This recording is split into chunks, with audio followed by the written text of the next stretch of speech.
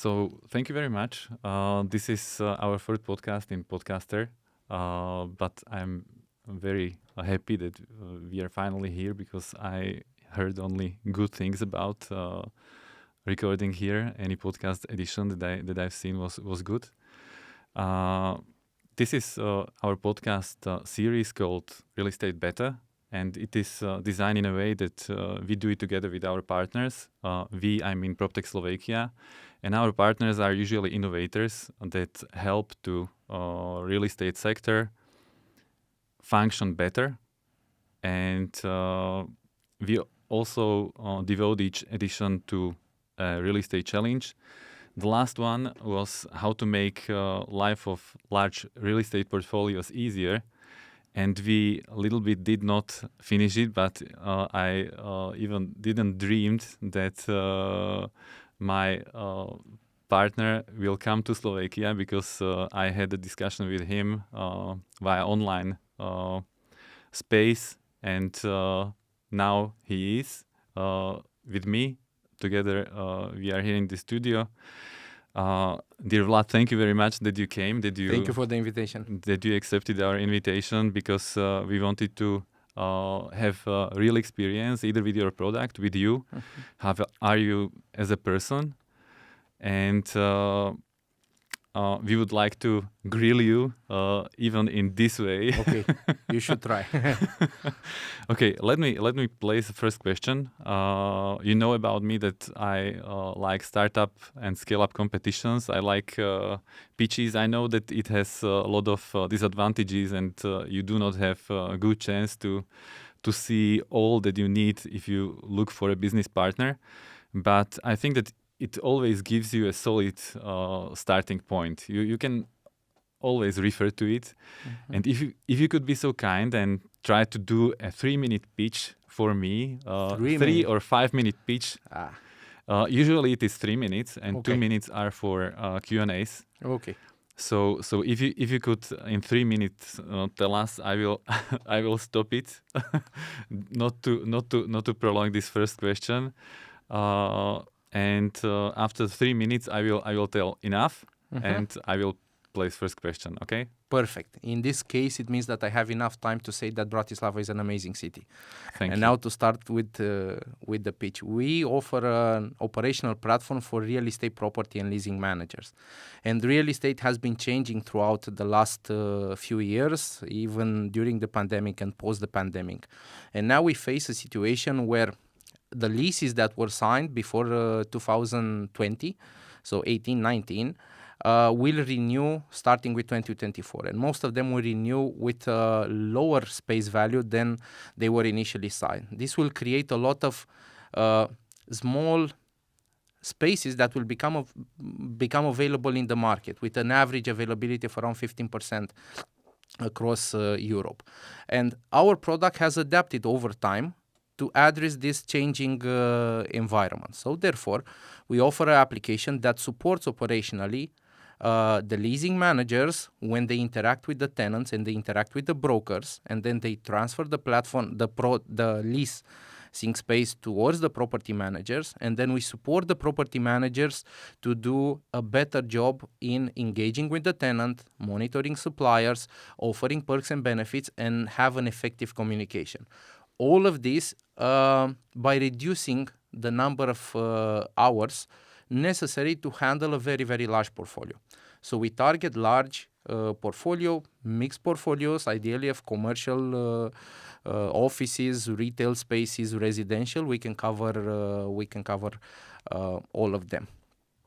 In a nutshell, this is our solution to, I would say, a growing problem, because the problem is that the volume of work for the real estate professional increases during this period of time. We are heading towards a recession, but the number of resources usually decreases because all the companies are reducing budgets and they are reducing costs. And I think we have the right tools and a very, very good product to help all of this. Of course, in the age of AI, and supported also by AI, because this is something that we managed to do in building our own internal private GPT product that will support everything that I've said until now. And I think I am under 3 minutes.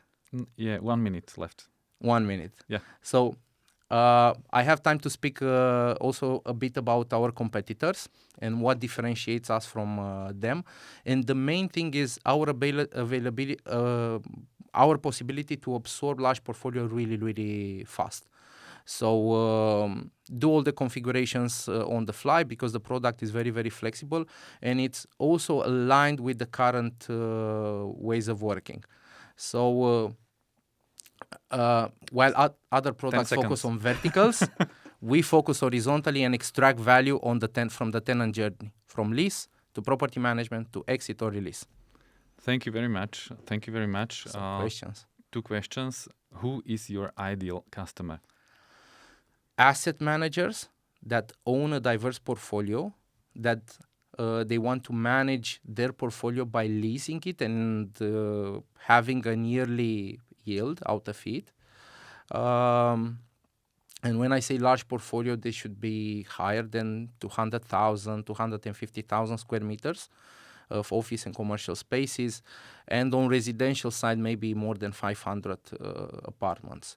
So they can be developers that they do internally the leasing and property management processes, or they can be asset managers that have their property and leasing management processes, or they can even be large agencies who sign a lot of deals, maybe exclusivity deals, and are also handling on behalf of the landlords leasing and property management processes. And the second one, the last one, could you name some of the customers that you are the most proud of? I'm proud of all of my customers. I mean, excellent. And actually, with most of them, we have a very, very low churn rate. And actually, most of our customers have increased their portfolio over time and have come with new requests from us. We work with the largest agencies in the market. And right now we are present in Romania and Hungary, and we work with the largest asset managers from those countries as well. So especially in Romania, we work with the biggest asset manager. Hopefully pretty soon we will work also with the second biggest one. And in Hungary, it's just something that has started happening now this year, and it will continue to grow in 2024. Thank you very much. It was now should come applause, during the competition. Yeah, my impression is very good. You went without any presentation, so it was pure personality. I missed a couple of things, like a little bit of history. What's your team? It's very hard to include it if you do not have this structure and to get it in the minutes. But I think that we've heard about it during our first edition, so I didn't need it. But on the competition, it is needed to discuss about it because they do not anything about it about the competitors, and they need to get a feeling who they're speaking with, what's the first experience, and what's the history of the solution that competes, and why is it better than the other competitor, basically. But that's the idea, that the team comes with the story behind it. I mean, but this we covered in the first our edition of our series. So I'm happy with how you use these 3 minutes. And I would like to ask you a question which is quite closely related to what you have mentioned. To become a supplier of a big real estate agency, there is just 4 or 5 of them in the world, and it's often dream of startup to become a supplier of this agency. These agencies validated. How hard is it to become such supplier? Because I know that the process is really difficult, and you passed. Am I right? Yes. Well, it's a matter of luck, but if you define luck like preparation meeting opportunity. You do pass through a lot of questions, thousands of questions, because they do need to understand that you would be a reliable partner over time. Yeah. We all know that there are risks associated with startups. The ecosystem is in such a nature that startups are pushed to sometimes expand quite quickly. And from time to time, this kind of expansions or chasing customers, new market, pilot projects, expanding the product, the team, sometimes they don't end up well. And actually, I'm quite sure that we will see, unfortunately, a lot of companies that now in 2024, they will stop existing. Maybe because too high spending, maybe because the deals are not closing fast enough, and things like this. And obviously, the large corporations need to ensure that once they have invested the costs of adding a new product, the cost of including the product into operations, those costs would not have been for nothing. I mean, they would need to ensure that they have a good return on their initial investment. Yeah, I can And imagine. it's understandable. It's I understandable. can imagine building a brand takes time and Yeah. costs. Thousands of people work on being somewhere, and basing the relationship with bad partner can really harm it. So With a product like ours, take into account that we are interfacing the tenant. I mentioned in one of my posts on LinkedIn lately that the tenant is the hero here, and the hero goes through a journey. We don't want the journey of the hero to end badly. Yeah. So obviously both the large asset managers and also the large agencies, they have to take very good care about their heroes. So because of this, also the audits, verifications, to ensure that the product is stable and solid enough. yeah, I think that last time we covered the question. Very big advantage of your product is that it is white label product, and real estate company can name it after itself. But then comes also the responsibility that okay, I will name it by myself, but then it has to be 100% reliable, and I need to have this partner really living, and that's why I understand why it should be secured. It's not only a matter of branding; it's also a matter of imposing your corporate personality, because the product, not only that it's brandable, it's also configurable to follow the ways of working and the processes of our partners, of the asset managers or the agency. So yes, they do, and they are able to present them in front of their customers as a product of their own. And for us, this creates indeed a huge responsibility. Okay, and to go a bit deeper into what you offer, who are you connecting? My impression was that the number of interfaces your product offers covers really impressive spectrum of real estate verticals, because it can not serve only to asset managers, as you mentioned first, but also property, also leasing, also FM, and it gives quite a user-friendly interface also to tenant and to supplier. It sounds complicated, doesn't it? It sounds complicated, but if you make simple graph and you connect these three things, and you give the asset manager or the property manager, who will be the person setting up, who will get which information, because what's unique on your platform is that it's not done by IT expert, but by real estate experts. Yeah. It's so that the real estate expert shapes how it will work and what functions the tenant and the supplier will get, or another vertical. Yes. Well, to clarify, so we follow the tenant journey, as I mentioned before, horizontally. So obviously, following this journey, we need to cover all the stakeholders involved. So right in the beginning, when we can't even call him a tenant, is just a prospect, he will be interacting with the brokers and he will be interacting with the leasing managers. So this is the first moment where we offer the necessary tools to the leasing management team to interact with both the brokers and the potential future customers in a faster and more effective way. This will mean submitting offers in certain various forms of templates. It can be through a mail, it can be through a document, it can be through a message. I mean, just that an offer that potentially has been approved by top management reaches its target, the target being the future tenant or the broker that will present maybe in the same time to the tenant the offer. So now we have these players. After we move along on the tenant journey, let's say that the tenant signs a pre-contract and has some negotiations. Maybe you have some of the legal departments here. After this, he signs the contract, the lease agreement. You definitely have legal departments here that will also review the documents. But everything needs to be kept in a central place, because 5, 7, 10 years down the road, this information will become quite valuable.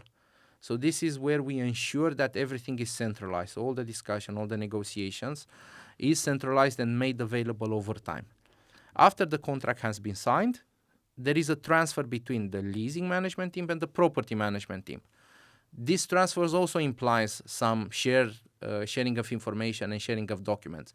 If this kind of information is present only on the mail, and let's say that big companies have turnover with personnel, and one of the leasing manager leaves, he leaves with all the emails.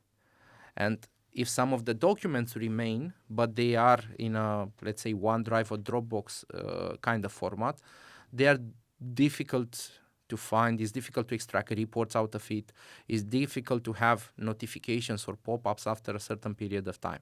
So this is also something that now we handle. And then when we transfer the tenant, now the tenant is happy, he had got his amazing fit out, he's moving into the building. For him to remain happy, there needs to be some tenant engagement that needs to happen from a community or directly from the property manager. And also there needs to be, the property management teams need to ensure that the problems are solved swiftly. So quickly, with very good communication, that the suppliers, the validated suppliers, do all their job. And this is where we measure a lot of performance indicators, a lot of KPIs. The suppliers will have service level agreements that they will need to fulfill. And also there will be value added services that will also need to be delivered correctly towards the tenant. So following the tenant also on this path of coming regularly to work and liking the place where he is working at. And why not? This is also something that can improve the percentage of people that come back to the office over time. You mentioned that it will be stored in one place. I noticed when you showed us the platform that you were always accessing via internet, and via some kind of browser. Browser, mobile app. Is there demand for even other solutions like storing it on physical server in the headquarters of real estate company, or is this cloud way of storing things acceptable for all? Such a good question. I've seen discussions happening. I mean, right now, none of our customers use anything locally on a local server stored in on a server that they own. But we do provide private installations for any of our customers. So any of our customers, they will get their own installation and their own data, and the data cannot mix between itself. This being said, I do believe that it is a trend. I do believe that everything needs to be in cloud, At some point in time, not everything will need to be and will be on the cloud, because right now the cloud costs are growing, sometimes even on a monthly basis.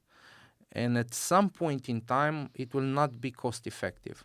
Yeah, because if I imagine the number of services, and if you have large portfolio, the number of services will be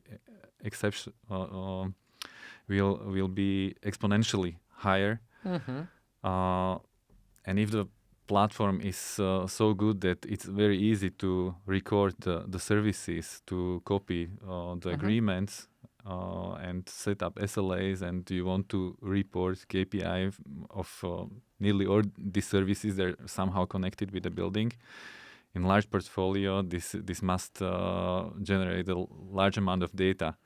So it can be relevant. Yes. The amount of data generated from this kind of engagement is not that big, but we also know that now it's a time of where a lot of certifications that are touching on sustainability and on the ESG targets. There are a lot of certification. Parts of this imply getting large volumes of data by monitoring the location, the building in itself. A lot of developers are installing from the get-go all sorts of sensors that are monitoring the air quality, the temperature, humidity in the room, natural light levels, and things like this. This kind of information generates volumes of data, and this is the type of information that, in my view, can and in the future it also will be stored locally and managed and aggregated locally.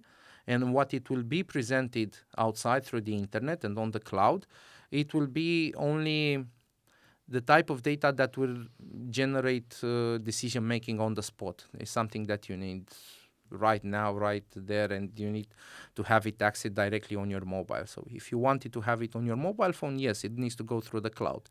But otherwise, if it's a type of analysis that you will do on a monthly basis, maybe in this case it can work with local PC, local servers, local area network. Yeah. You know that I'm a bit deeper in FM matters, and we quite often meet with computer-aided facility management. But this is not computer-aided facility management. I understand that it even supports this kind of softwares. In a way that large real estate portfolio gets another view on it. Yeah. So facility management services is definitely a critical component into managing the building in the right way. But it does not manage anything related to portfolios or to, let's say... it's very concrete, very special, and it relates to every building. And every building can have different... For me, from time to time, is like going to the university exam and grading your paper by yourself. This is what happens. For me, the property management teams or the asset management teams, they should have a helicopter view over their whole portfolio. And they should have tools by themselves to have data aggregated in one place and to monitor everything that is happening at portfolio level. From the moment where you have 15, 20, 25 buildings, you will not work with only one facility management company. You will have many of them. And it becomes very challenging into monitoring the performance of each facility management company. And the CAFM softwares are not built for that. They are built for specific tasks, operational tasks, that ensure a proper maintenance of the spaces and of the building. Thank you. This is a very interesting view, although I cannot fully agree with the statement that the need for a number of FM companies can be always present. I can imagine that there can be big integrated contract, and for some companies this is the solution, even global ones. That they have one integrated provider, but I meet on the market both solutions. That there is number of FM providers, and there it is even more needed to have a one check for all of them, Yeah, Or but listen, even if it's one company, because I do get this, you have very large companies that can sign a group yeah, deal, but you will still have different teams, and yeah, not all the teams perform the same. exactly, exactly. And you need the view on each building Yes. separately. How is it performing? What kind of services are there? Which do well? Which do worse? So I think it makes sense to see it like this. Okay, thank you very much. It's in many respects enlightening me. I think that you are second, third day here in Slovakia. Third day, yes. Third day, you started with the sentence that Bratislava is amazing. It is. I mean, Uh, I've never been to Bratislava how do you until now. enjoy it being here? What did you like the most? I don't know because I was grilling you since Wednesday. Yeah, Yesterday we had even I took you on one brand new conference that I really liked. yeah. It I was liked it as well. I mean, the subjects were very interesting. the subjects were And also very the interesting. focus. I mean, one idea that I got from that is that residential investment will surpass commercial investment over the next period of time, which I also believe it to be true. Yeah. So yes, and now coming back to Bratislava, I don't know why. I've been to the big capitals around it. So I've been to Vienna a couple of times, to Prague a couple of times, to Budapest a few times. I've never been to Bratislava. And what I find in Bratislava is to be a mix of all of these capitals, but with its own identity. So you will definitely remember that you've been to Bratislava, because it's not a copy-paste city, and it gets bits and parts. I mean, you can definitely get bits from what you see in Prague, definitely parts that you see in Vienna, definitely parts that you see in Budapest. So this is it, especially this is my perspective. Also, amazing specialty coffee. I've tried, I think, 5 places. I like the coffee, and I actually bought 2 bags of specialty coffee that I will prepare myself at home. I'm quite passionate about Thank it. you. So Thank you for mentioning this Bratislava special city because the original it was called Prešpork, but Okay. original inhabitants here they used to speak 3 languages. They used to speak Slovak, Hungarian, and Czech. German because German. Austrians speak German. Mhm. And it's due to the unique locality. It's on the borders of 3 countries. Yeah. And the Czech Republic is closer due to another reasons that we were one state, One state, that's for a very long time. So it's understandable. And what you notice this is really I did not seen it in this way, but you reminded me. I think you need to come from outside to be able to, and everybody will have its own perception. Yeah. Of it. That's quite clear. So once more, Vlad, very very much thank you for coming. I think that spending time with you was very good. Thank you, and by the way, your hospitality amazing, and I highly appreciate it. So thank you for that. Thank you very much.